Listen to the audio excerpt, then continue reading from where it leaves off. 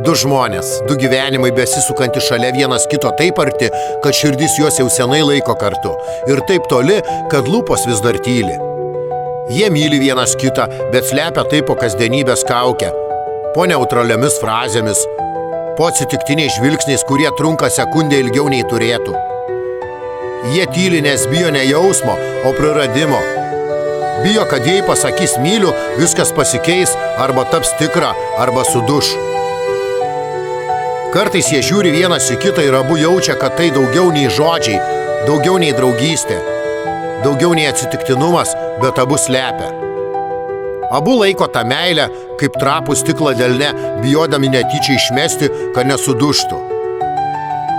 Ir taip jie gyvena tarp galbūt ir jeigu. Tarp nepasakytų frazių ir užstrigusių žodžių, kurie lieka kažkur gerklėje kiekvieną kartą, kai akys susitinka. Jie myli, bet tyli. Jie nori prieiti arčiau, bet lieka per žingsnį. Nes jausmai kartais būna tokie stiprus, kad atrodo, lyg jiems trūktų oro. Ir vis dėlto abu apsimeta, kad kvėpuoti vis dar lengva. Ir gal vieną dieną kažkuris iš jų sukaups drąsą, gal vieną dieną ta tyla taps per sunki, o neištarti žodžiai ims skaudėti labiau nei ta tyla.